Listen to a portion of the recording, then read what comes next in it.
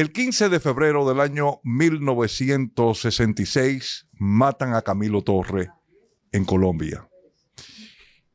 El 15 de febrero del año 1970 se fundan los Corecatos, los Comités Revolucionarios Camilo Torres, en República Dominicana, un desprendimiento del Partido Social Cristiano, y que después se va a vincular a los comandos de la resistencia para la guerrilla urbana del coronel Camaño.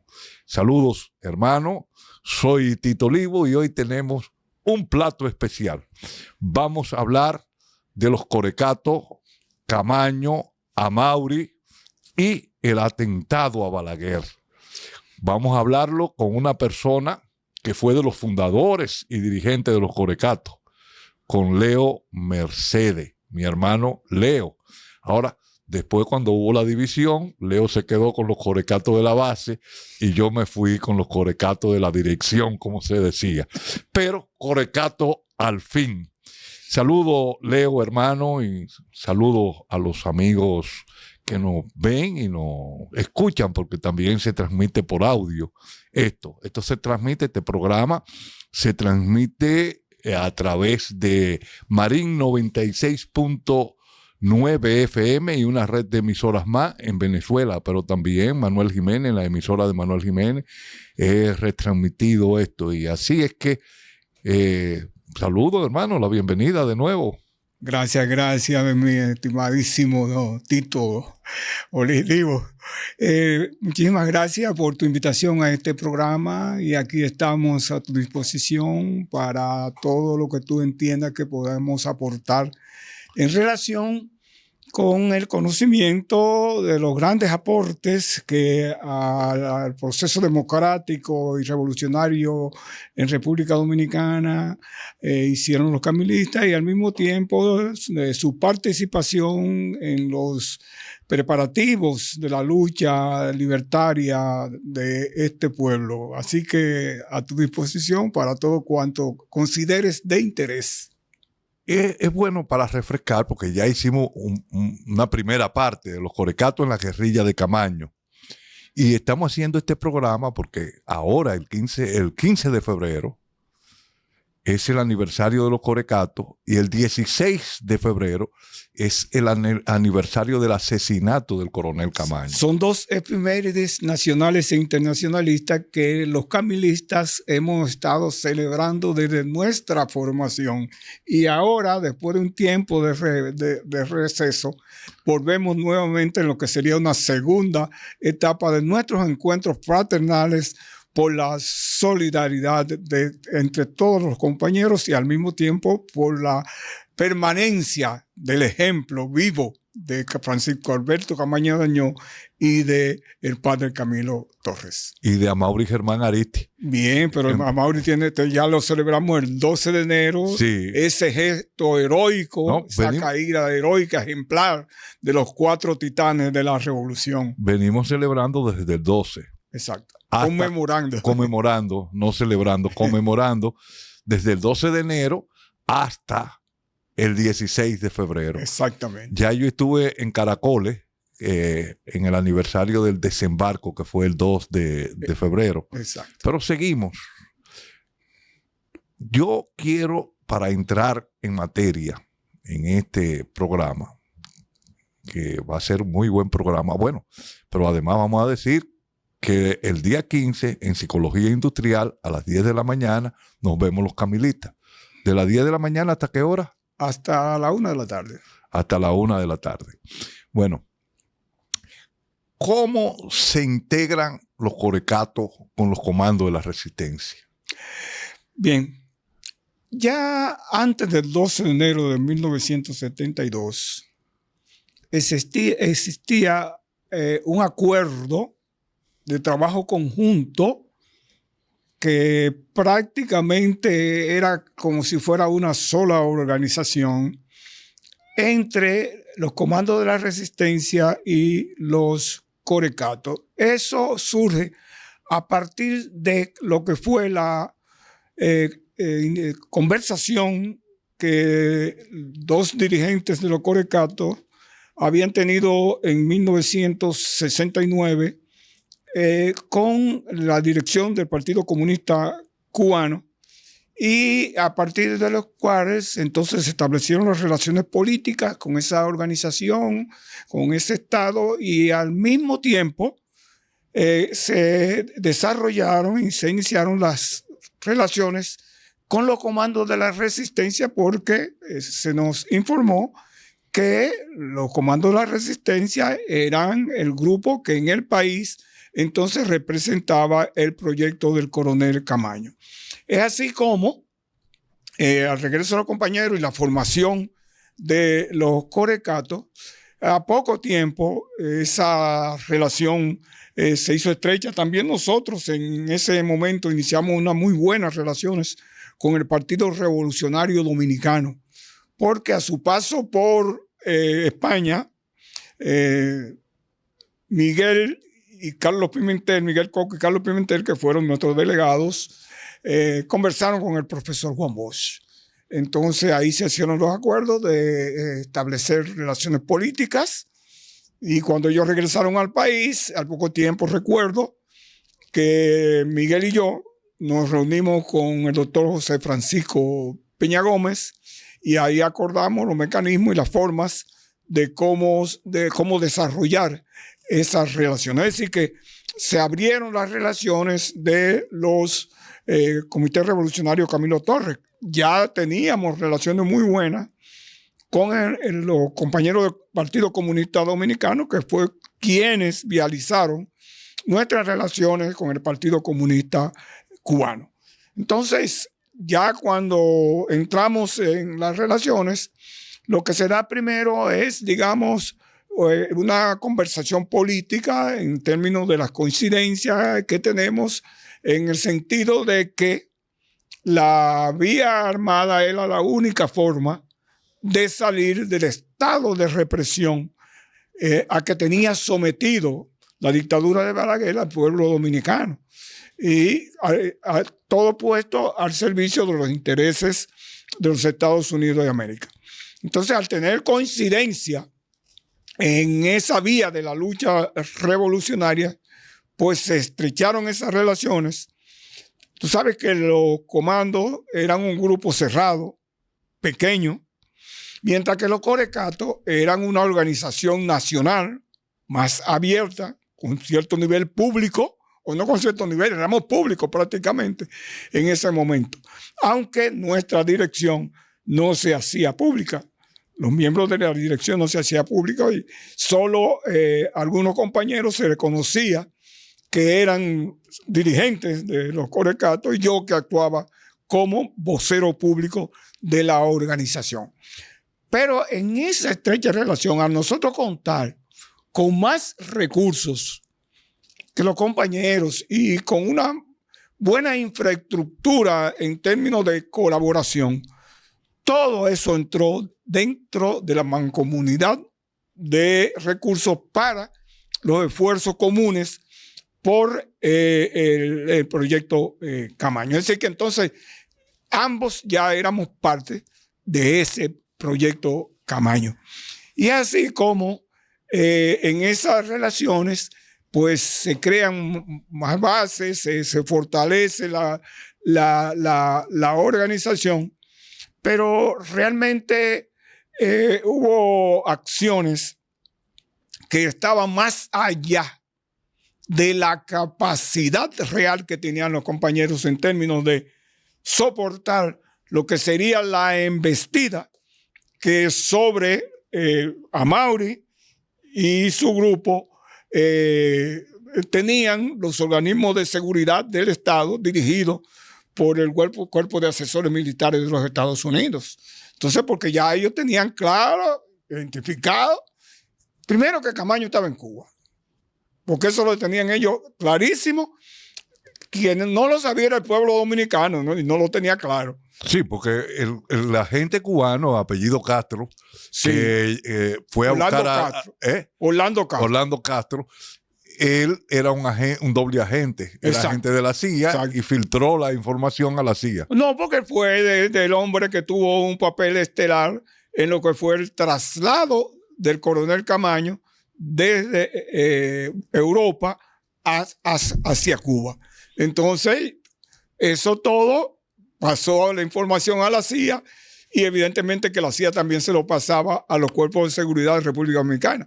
De manera que por eso decían los altos jefes militares en intimidad que estaban esperando a Camaño, y efectivamente así era.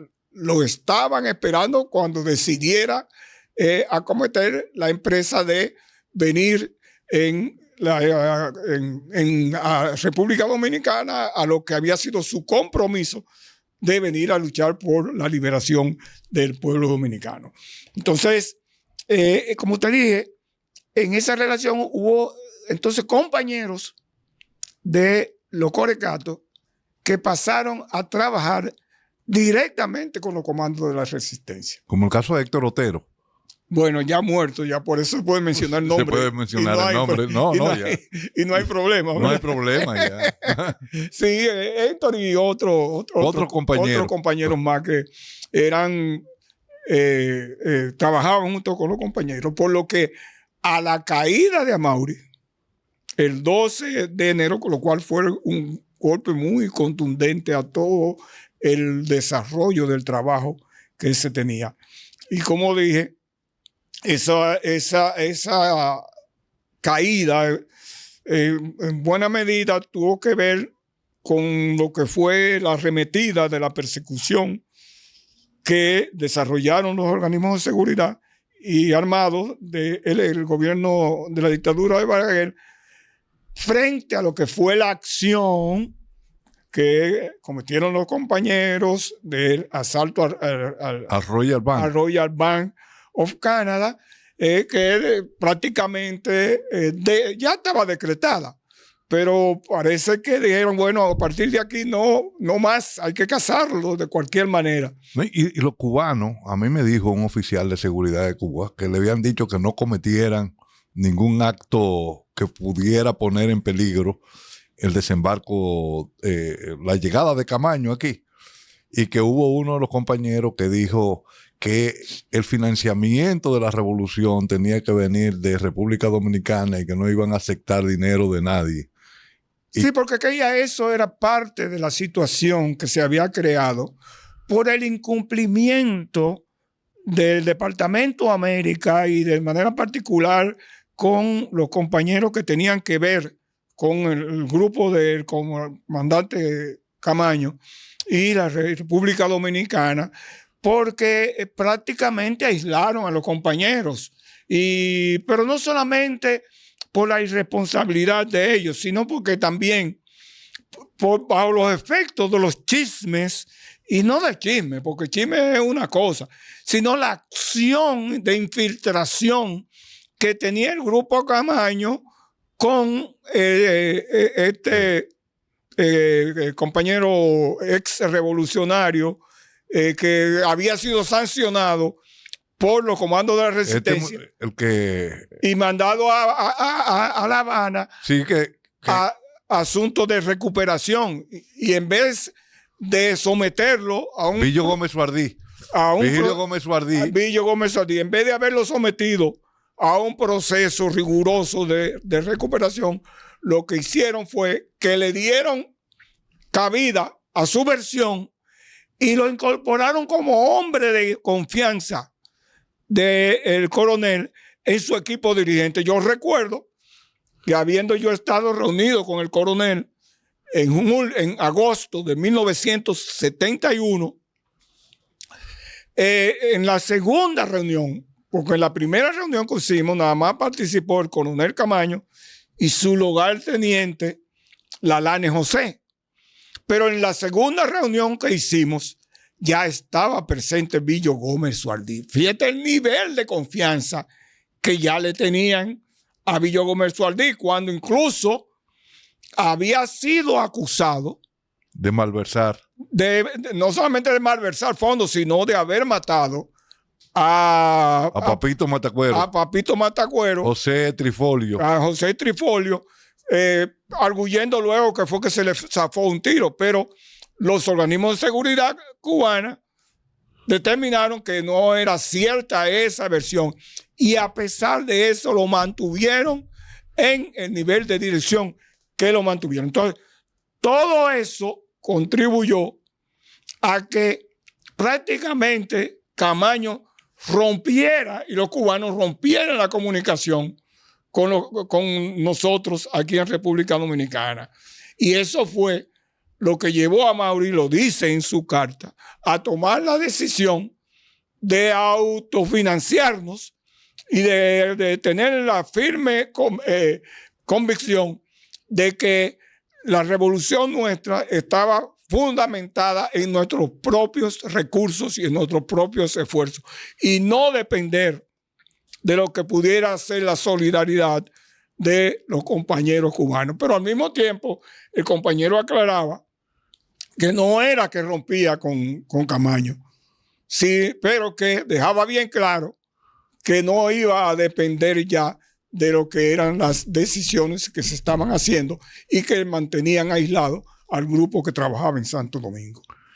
Es importante saber cómo se descubre a Maury, porque según informaciones que tengo, que he podido recopilar, Sagrada y diferentes esposas de los compañeros que estaban, se fueron ese diciembre, antes de ese 24 de diciembre, a esa casa donde ya estaban los compañeros refugiados a celebrar la Navidad y el Año Nuevo, y estuvieron ahí.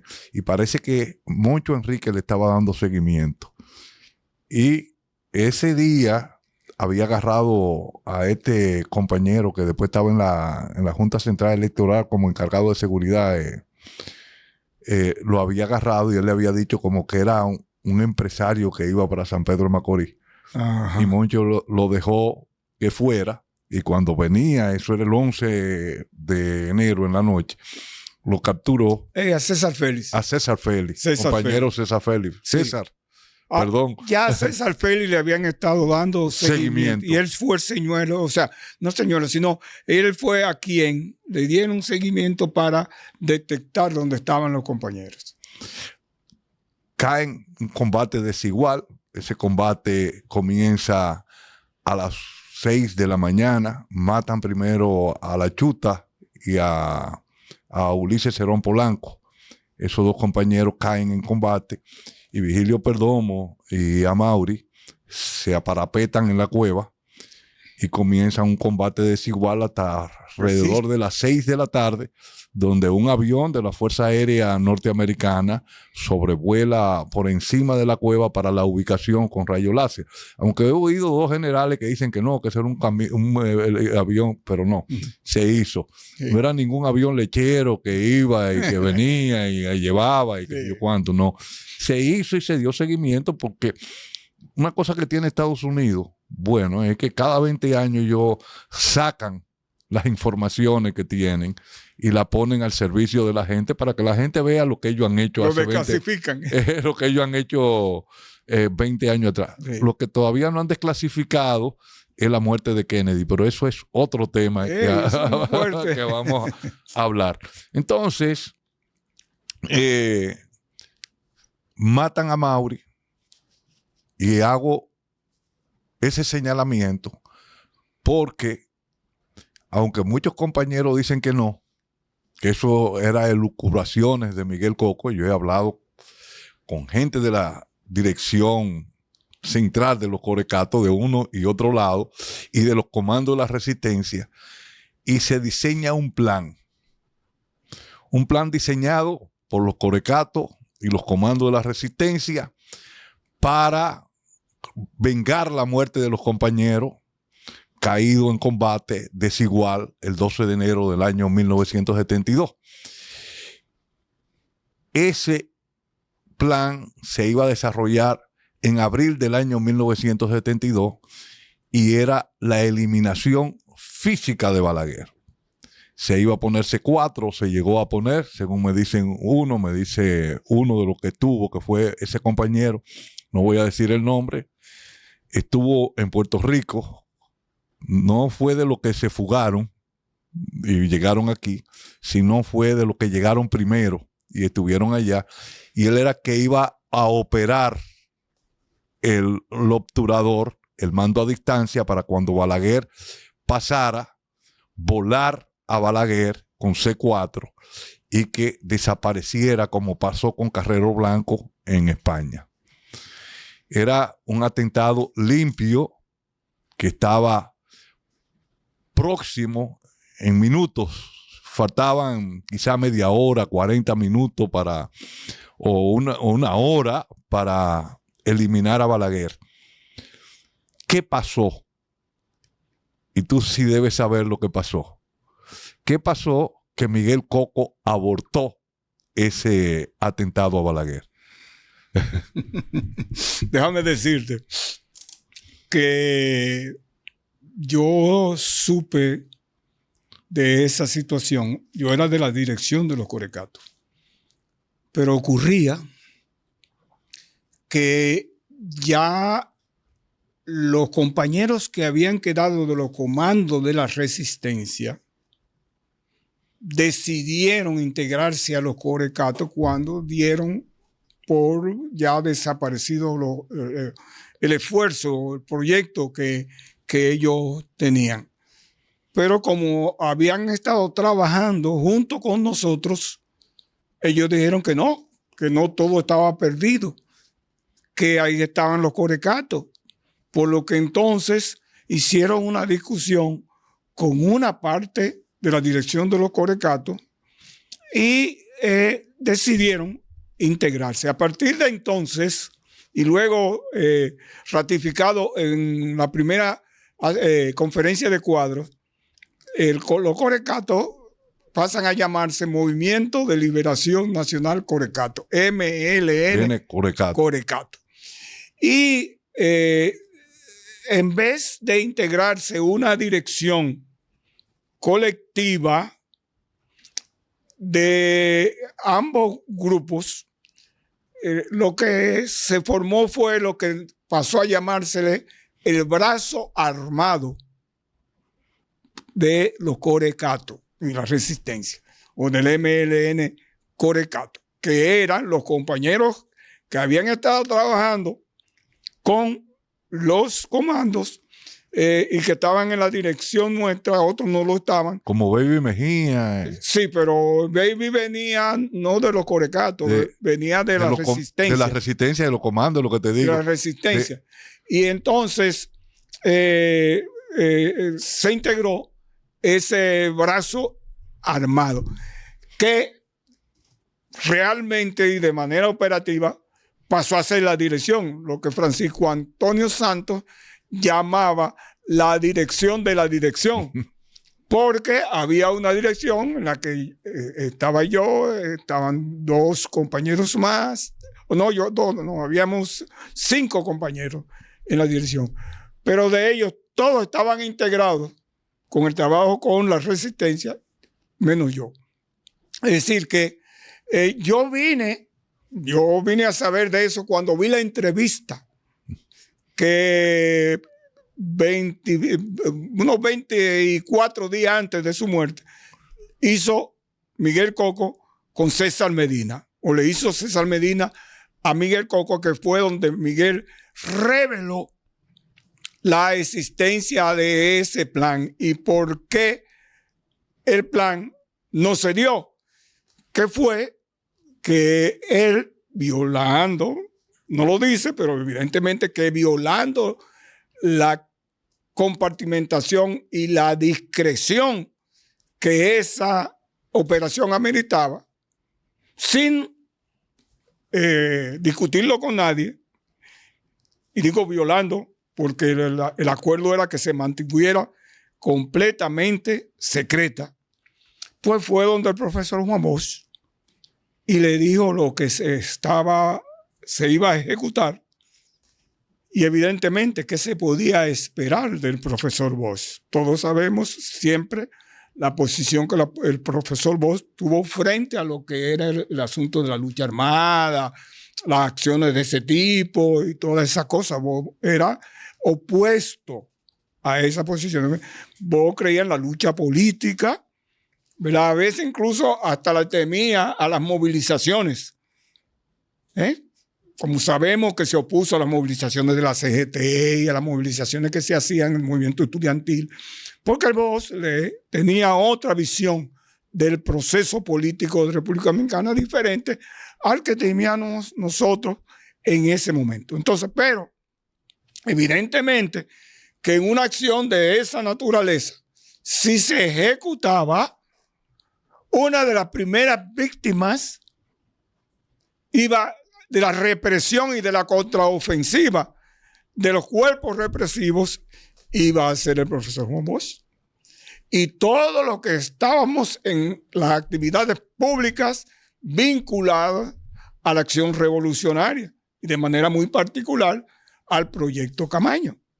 Entonces, el profesor Juan Bosch le dijo que eso era una locura, que hacer eso era crear una situación que de resultados que no se podían medir, inconmensurables. Y realmente pudo ser cierto que el profesor Bosch tuviera razón, porque nosotros tampoco teníamos infraestructura ni condiciones para soportar lo que iba a ser la contraofensiva del gobierno, del régimen, frente a ese hecho. Claro, también es posible, pero ya estamos especulando, de otras cosas que pudieron haberse desarrollado y que lo señala el compañero Julio Félix, el compañero del doctor Félix, en un artículo que él hizo, diciendo que si esa acción se hubiera ejecutado, no menciona la masacre que se hubiera producido, sino que dice de que los grupos en pugna dentro del balaguerismo hubieran entrado en contradicción y evidentemente que todo hubiera marchado en enfrentamiento entre esos dos grupos por ocupar el poder que quedaba descabezado con la muerte de el doctor Balaguer. Pero antes que eso pudiera desarrollarse, de seguro es que la embestida iba a ser brutal. Iba a ser brutal contra el movimiento revolucionario y popular, y quizás tú y yo no tuviéramos en estos momentos en este programa. Yo te dije algo parecido a lo que te dijo esa persona o lo que escribió, y fue que estuvimos hablando y yo te dije que la única esperanza que pudiéramos haber tenido los corecatos y los comandos de la resistencia de poder tomar el poder militarmente era la muerte de Balaguer. Te lo dije, ¿por qué? Porque había un enfrentamiento a muerte entre Aníbal Seijas y Pérez. Y los dos tenían poder militar, mucho poder militar, más que poder político, tenían poder militar. Y eran enemigos por una situación que fue la traición de Pérez a Aníbal Seijas en el clan de San Cristóbal. Él no se lo perdonó porque fueron compañeros de promoción. Él no le perdonó eso nunca a Pérez.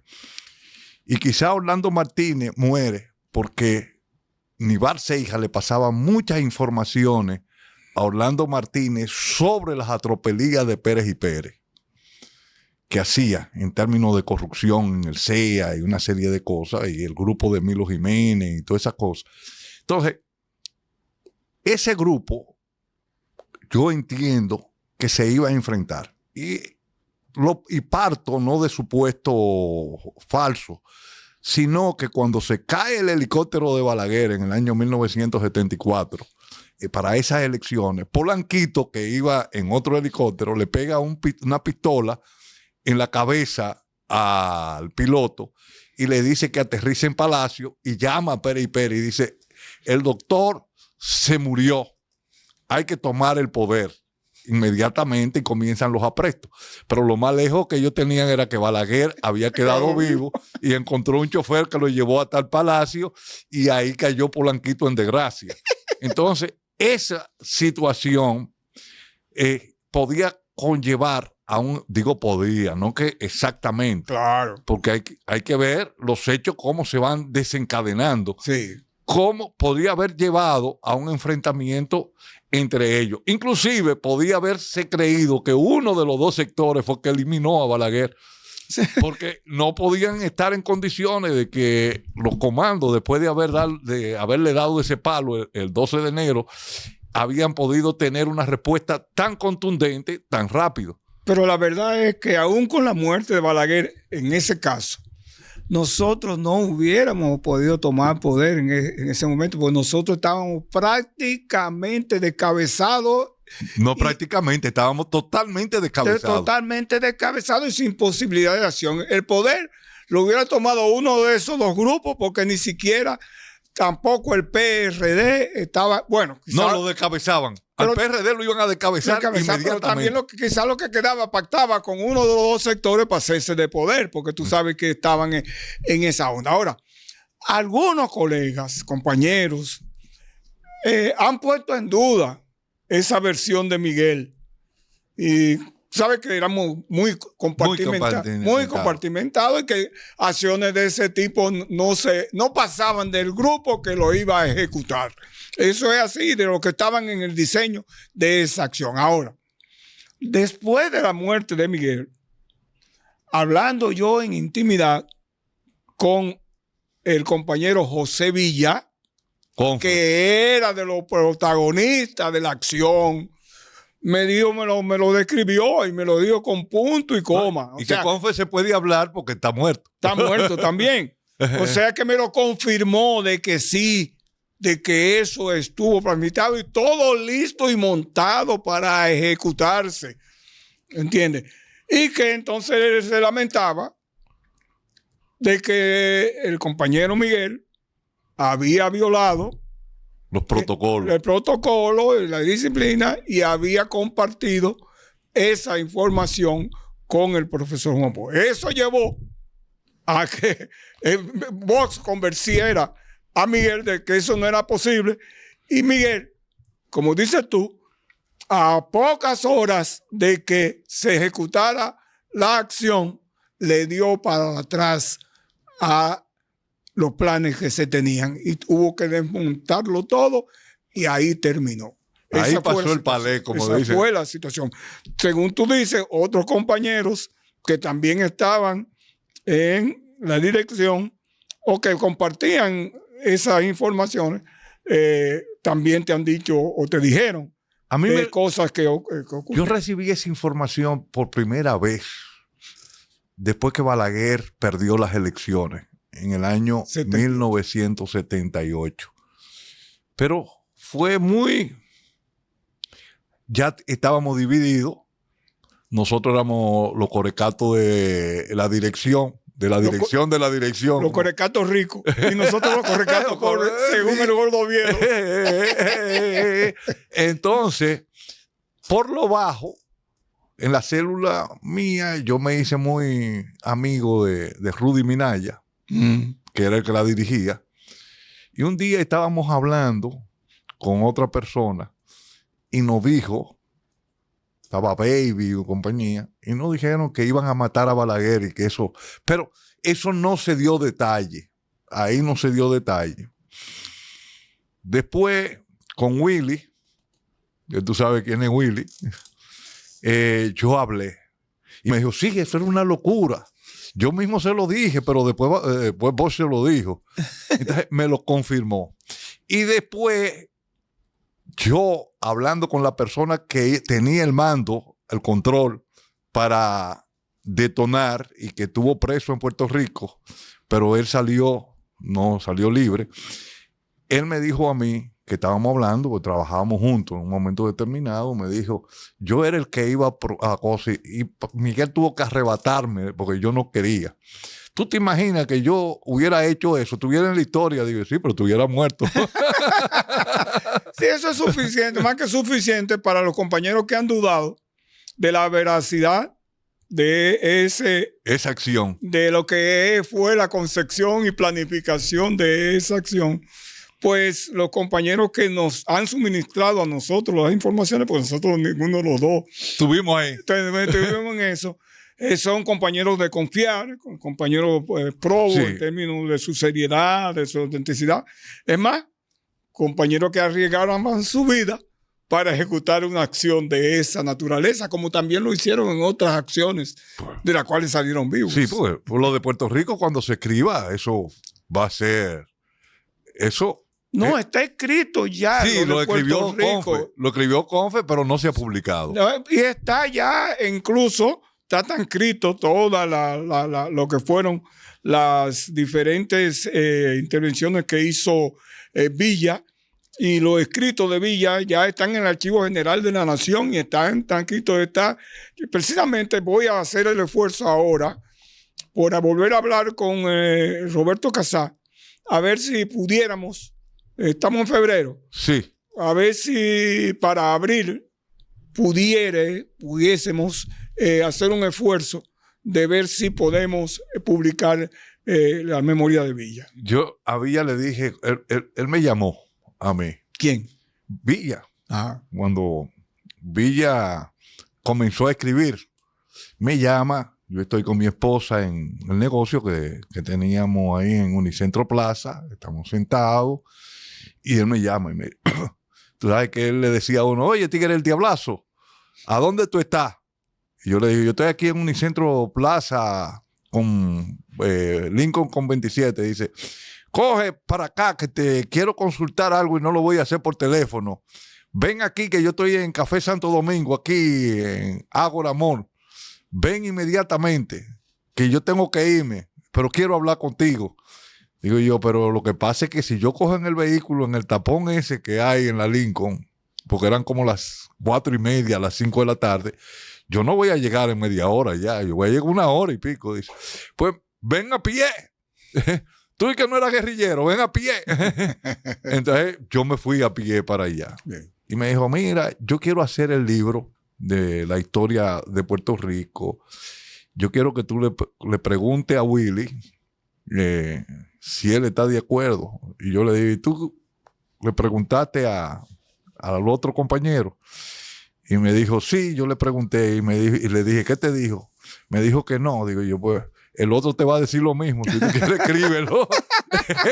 escríbelo y olvídate. Y tú no has hablado conmigo. Y me dijo, por eso es que me gusta hablar contigo, porque tú siempre le buscas una solución a la cosa.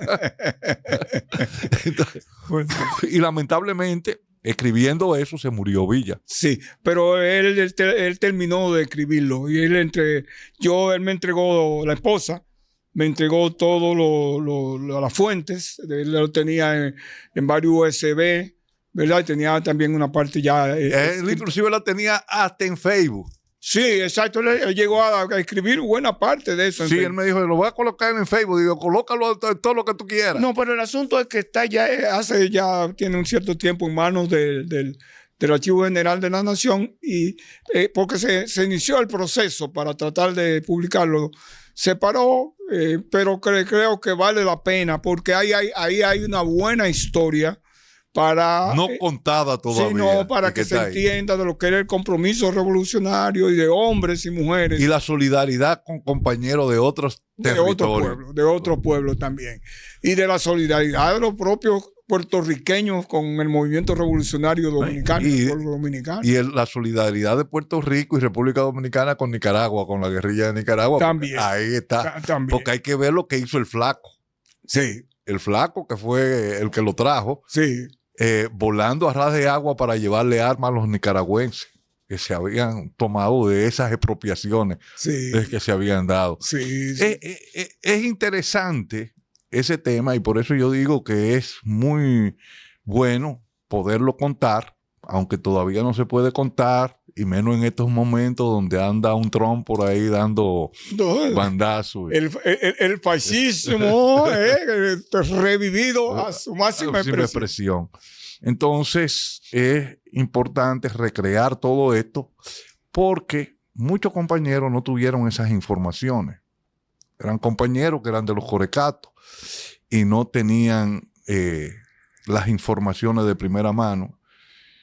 yo tuve la suerte de tener muchas informaciones de los corecatos, porque como yo siempre andaba con Willy pegado y cosas, mucha gente creía que yo era de la dirección de los corecatos, y yo lo que era un muchacho que estudiaba economía y estaba muy vinculado. Sí. Entonces me pasaba, inclusive el mismo Hanley cuando llegó de Cuba me hizo una serie de preguntas y yo ni sabía. Y entonces yo fui y me dijo, tú le tienes que hablar con fulano y dile lo que está pasando con Gregorio y la imprenta y la que sé yo cuánto y el edificio El Coreca y todo eso. Y entonces cuando yo, fulano es un fresco. ¿Cómo te va a hacer esa declaración de a ti? Porque ¿quién eres tú en la organización? Lo que pasa es que incluso después de la caída de los compañeros, después de la muerte de Camaño, hubo compañeros que persistían en seguir el desarrollo del mismo proyecto. Bueno, esa fue parte de la división entre ustedes y nosotros. Por eso que te digo. Porque nosotros estábamos en esa tesitura y ustedes no estaban en esa tesitura. ¿Cómo es? Que nosotros, la parte de la dirección, estábamos en esa... en seguir esa cosa y ustedes no. Nosotros dijimos, no, espérate, ya esto está bueno. Pero antes de eso, entonces, recuérdate que después de eso vino el desembarco del coronel Camaño. Del coronel Camaño. ¿Entiendes? No sé si topamos, no recuerdo si topamos eso en la primera entrevista. Hablamos de Melvin Mañón. Sí. Y la traición de Melvin a Camaño. Pero hay una parte que yo la voy a trabajar, es uno de los temas que tengo para redactar, tratar de escribirlo como libro. Voy a buscar la colaboración de varios compañeros que tienen recursos en ese sentido, de que hay una parte que no se ha explicado mucho ni se ha escrito mucho. ¿Qué pasó en el país cuando llegó Camaño? O cuando Camaño llegó. Yo hice un trabajo para Areito del Hoy, que en una página completa, hace ya unos años, ¿verdad? Donde yo redacté parte de eso. Y entonces algunos amigos me han dicho, pero Leo, pero date la historia completa y eso es material para un libro.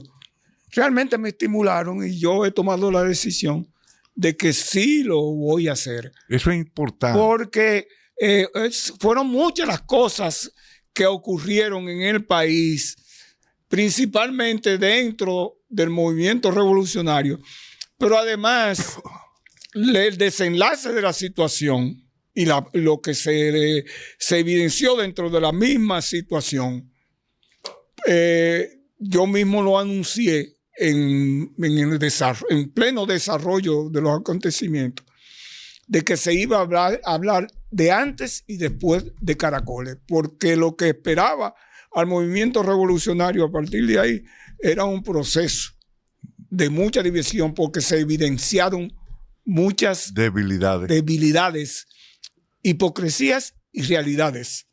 Y entonces eso, tú supiste todo lo que vino después en todo lo vivimos. No es que lo supiste, lo vivimos. En todos los grupos, hasta nosotros mismos. Nosotros mismos lo vivimos. Porque sí, porque cuando se produce el desembarco, luego que ya asesinan al comandante Camaño, nosotros escribimos una carta a la dirección en la que criticamos el comportamiento de la dirección durante ese proceso. Porque aunque es cierto que el brazo armado de la organización se dedicó a preparar un nuevo foco en la montaña, Mocoa, por ahí, para quitarle presión a la persecución del grupo de los que habían desembarcado. Sin embargo, después de ahí,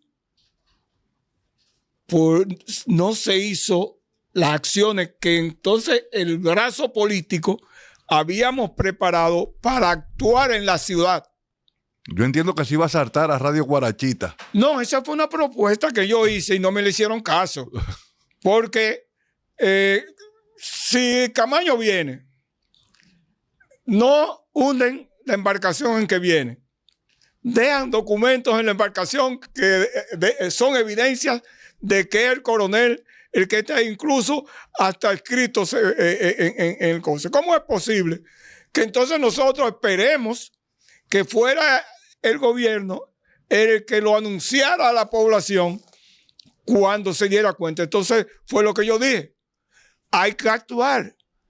Y propuse que hiciéramos la acción comando para tomarnos Radio Guarachita e informarle al pueblo de la presencia de Camaño. Incluso dije que yo estaba dispuesto a hacer yo la locución o de grabarla para que se hiciera grabado.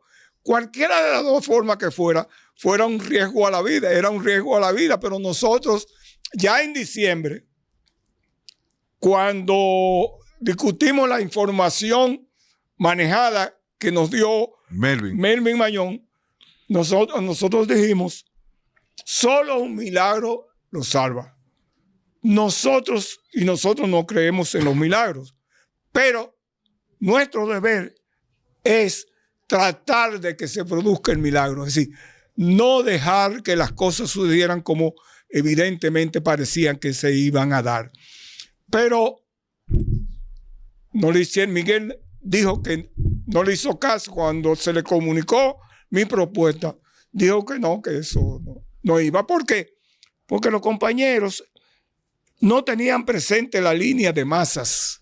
No era el foco guerrillero. Era el asunto del foco guerrillero. Éramos guevaristas. Y eso, pero eso fue lo que dio lugar a que ahora se dijera, Camaño murió sin tirar un tiro. Pero que no solamente eso, no solamente por la orientación que se tenía, sino porque yo creo que no estuvimos a la altura del momento. Porque yo te hago una pregunta que se la hice a otro colega que me entrevistó. ¿Tú crees que si Amaury y los 4 compañeros que cayeron, los 3 compañeros que cayeron junto con él el 12 de enero, hubieran estado vivos cuando Camaño llegó, aunque no lo supieran, en este país no se iba a tirar un tiro? Aquí se estuviera peleando todavía, como se dice. Quizá hubiéramos muerto todos porque no teníamos los recursos con que resistir las embestidas, claro. Pero como hay milagro también, porque cuando Fidel se quedó con los 12, se quedó con una escopeta, un M1. ¿Verdad? Y no tenía un ejército detrás de sí. Pero lo bueno del caso es que le pregunta Fidel al comandante Guillermo García, Guillermo, ¿qué parque de armas tenemos? Dice, una Remington, un M1. Dice, ahora sí yo me doy cuenta que somos gobierno. Y Raúl le dice al Che, ahora sí yo me di cuenta que mi hermano está loco para el carajo. Pero evidente, porque hay cosas que no necesariamente obedecen a la lógica. Pero hubo un momento que los corecatos tuvieron una cantidad de armas que las recibieron de lo que iba a ser el golpe de estado de Wessing, que ese fue cuando agarraron a Olga Che presa, y Vinagrillo, que era el chofer de Wessing, que le pasaron esas armas a los corecatos. Eso es otra 500 y hay que ver, y pudo haber sucedido un evento así. Pero hubo otra traición. Sí, porque recuérdate que la insurrección cívico-militar del 24 de abril no fue planificada. Tampoco. Se pensaba en un golpe de Estado, pero no le hicieron reacción armada. Y hacer preso al Estado Mayor y destituir el gobierno. Y más de ahí no pasaba.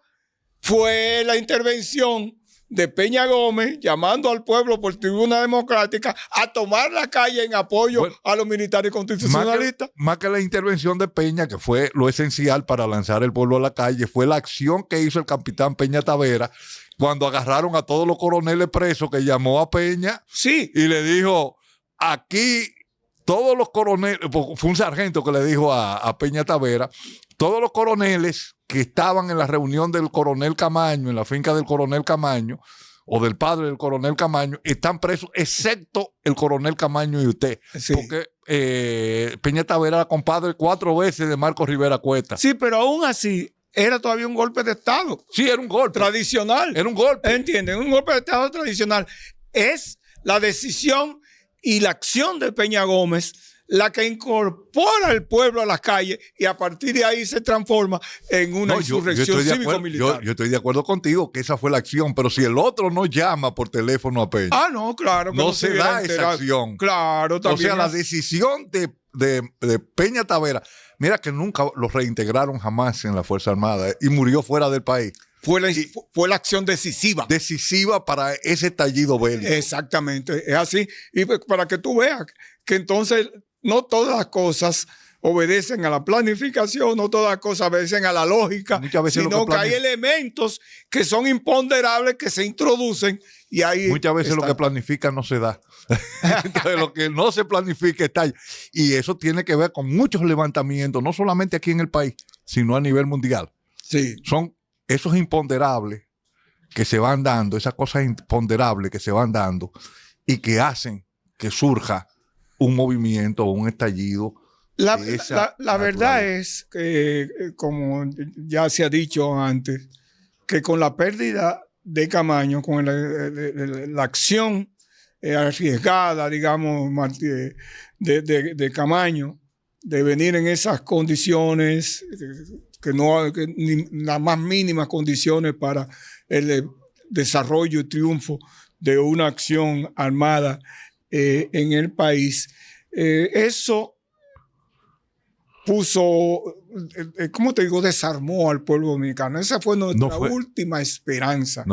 En términos de que un liderazgo pudiera realmente encabezar a este pueblo en su lucha por la liberación y lo llevara al establecimiento de un régimen de justicia, de libertades, de bienestar para este pueblo. Pero así, tal como ese error se produjo, también así nosotros sacrificamos a buena parte de la dirección del movimiento revolucionario que se había construido desde 1959 en lo adelante. Porque recuérdate.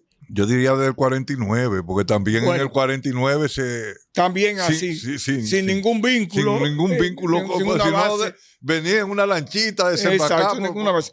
La del 59 tuvo algo parecido, aunque tenía más fuerza, pero también no había el vínculo con el movimiento interno. Pero después de eso, tú tienes la guerrilla de Manolo del 63. Desastre. Un asunto que, oye, uno lo analiza ahora y uno dice, pero ¿cómo era posible? ¿Cómo era posible? Entonces, bueno, nuestra mayor fuerza se evidenció en la Guerra de Abril, en el estallido, porque tuvo que intervenir el imperialismo norteamericano con 42,000 marines a poner fin a una revolución triunfante. ¿Sí? En ese momento, en el 27 de febrero. El 27 de abril. El 27 de abril, la insurrección. En el puente ya estaba. Era una revolución democrática. Revolucionaria triunfante. No, ya. Con el triunfo de la fuerza revolucionaria contra el CEFA en el puente, ya ahí había sellado todo. Bueno. Y me dicen que Ilío Capozzi le dice a Camaño, vamos a tomar a San Isidro, que yo tengo la capacidad de tomarla. Claro. Entonces Camaño le dijo, no, lo hacemos mañana. Dice, posiblemente mañana sea muy tarde. Y lo fue tarde. Así la cosa, y así sucedieron otros hechos, como por ejemplo, el secuestro del coronel Crowley fue una acción perfecta, impecable. Pero eso. Pero craso error, porque el MPD tampoco tenía la infraestructura y las condiciones para soportar la arremetida que venía de allá para acá. Porque muchas veces pensábamos, porque quisimos copiar mucho a los tupamaros. De los tupas, evidentemente. Y como te dije, nosotros teníamos buenas relaciones con los tupos. Yo todavía conservo relaciones con ellos. Ah, qué bien. Y como te digo, y la acción de los compañeros de Amaury y los tres más titanes de la revolución, ¿verdad? Que hicieron esa acción pero no solamente de expropiación que no teníamos la forma de cómo soportar la embestida. La embestida del enemigo. Pero no solamente traicionó Melvin hubieron otros traicioneros. Ajá. Según yo me he enterado, Camaño había hablado con que después fue general, La Chapelle, Ajá. y lo había llevado a Cuba y le había pagado el viaje, $10,000 para operarle la hija de un problema que tenía en el oído. Y él se había comprometido con Camaño de preparar los grupos que tuvieron en la revolución, que todavía contactarlo, de los hombres rana y algunos militares, para, con el apoyo de Camaño, cuando Camaño llegara, hacer una sublevación. Y eso no ocurrió. Él andaba patrullando Santiago y Montearache aquí, en la ciudad. Sí.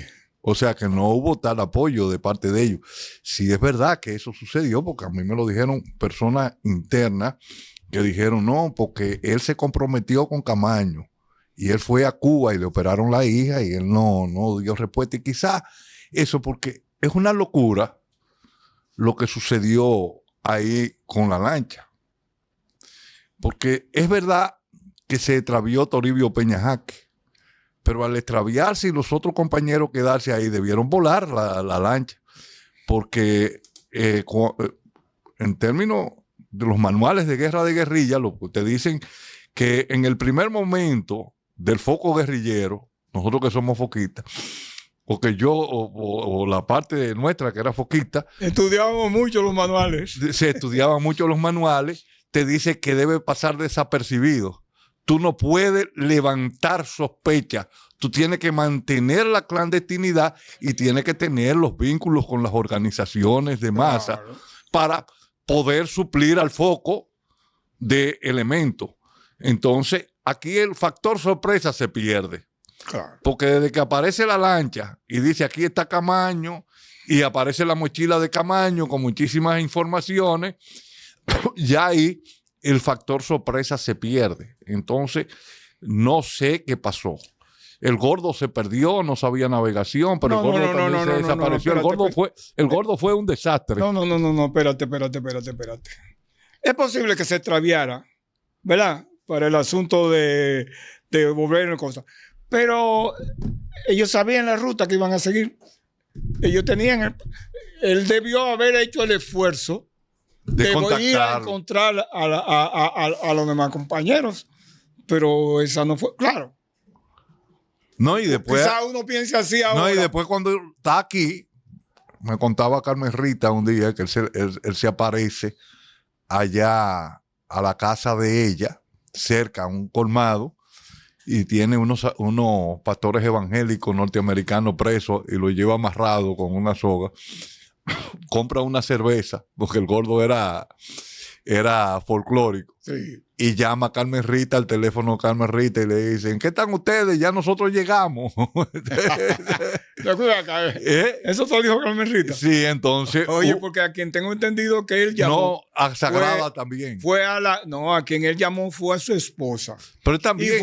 a Sagrada no. Quien llamó a Sagrada fue la mujer de él. No él. Bueno, pero Carmen Rita me dijo que él la llamó a ella. Y él estaba ahí abajo y se reunieron Sagrada y dijo, pero suelta a esa gente, cristiano, ¿qué es lo que vamos a hacer? Que no, que tu marido está aquí, que sé yo cuánto. Y entonces lo llevaron a esconder y después el mismo Villa, que ya está muerto, me dijo que un día tuvo que meterle un M16 en la boca. No, el comportamiento de él era muy cuestionable. Porque le quería que fueran a volar una bomba de gasolina. Y le dice, pero hombre, el diablo, si volamos una bomba de gasolina, los muertos que vamos a causar. Es decir, que ninguno de los dos primeros que llegaron a contacto con nosotros, de lo que fuera el grupo que vino y que mandaron adelante. Manuel Mato Moquete. No. Manuel, porque Manuel fue mucho antes. Sino Melvin y Peña Jaque. Bueno. Ambos fueron dos problemas. Dos problemas. Prácticamente hubo que encerrarlo y poner compañeros que lo controlaran porque era un desastre. Y el otro terminó entregándose al enemigo, ¿me entienden? Poniéndose a su disposición. Porque porque era folclórico. Sí. Me cuenta con Confe, o me contó Confe una vez, que a él le hicieron una entrevista que fue en un carro montado y que andaban haciéndole la entrevista Fue Juan Bolívar Díaz. Juan Bolívar quien Díaz. hizo la entrevista. Y no sabía que iba a entrevistarlo. Entonces, esa entrevista sale y lo publican. Guerrillero que vino con Camaño, asegura que yo cuánto. Y que él le dice. Que ese no era Camaño, negando la muerte de Camaño. Sí. Entonces, él le dice a una del servicio de lo tenían escondido, que la estaba dándole muela, como se dice en buen dominicano. Le dice, ese guerrillero soy yo. y hubo que sacarlo. Terrible, terrible. Terrible. No, Entonces, pero también tú sabes que ese fue otro elemento importante. Ese fue otro elemento importante en términos de la reacción que nosotros debimos haber tomado con tiempo, y fue habernos puesto primero en manos de Melvin para que él fuera el quien decidiera lo que se iba a hacer, y después de Peña que también, que lo que se puso fue a plantear disparate. Bueno, todo lo que comienza termina, y lamentablemente esta conversación está muy buena, y cuando nos juntamos dos corecatos a días de cumplirse el 15 de febrero, un aniversario más de nuestra fundación. Nos vamos a juntar mucho. Nos vamos, pero además hablamos sin parar. Y ya me están haciendo cuenta, señas que nos pasamos. Ay. Y entonces, nada, este es un programa alternativo que nosotros tratamos de contar la verdad sin pelos y señales. Y por eso te quise traer una primera vez y otra vez, pero van a ver otras veces. Y yo espero traer a Wellington, Arcanio, Peterson Peter, también hablar de esos temas, porque son importantes y eso es para la historia. Y queremos decirle a las personas que si este programa es de su agrado, bueno, usted lo comparte, se registra y opine. Opine sobre si Camaño fue traicionado o no fue traicionado, si los corecatos hicieron bien en no hacerle el atentado a Balaguer. Hay una parte que todavía está oscura de ese proceso de Camaño, y es realmente cómo Camaño, qué lleva a Camaño a irse a Cuba y cómo lo llevan, quiénes influyen en su decisión hacia Cuba. Ese es otro programa. Ese es otro programa que lo vamos a hacer. Así es que Tito en la geopolítica se despide, pero quiere darte los micrófonos y la cámara para que tú te despidas de nuestro público. No, muchísimas gracias a ti por la invitación, y tu público es un público muy selecto porque estos temas no los trata todo el mundo, tan mercantilizada que está ahora la comunicación en los medios, y no tiene el pueblo la oportunidad de oír opiniones que no están motivadas por los intereses pecuniarios ni nada que se le parezca, sino por llevar orientación, educación y al pueblo a hacerlo más consciente. Muchas gracias y hasta el próximo programa.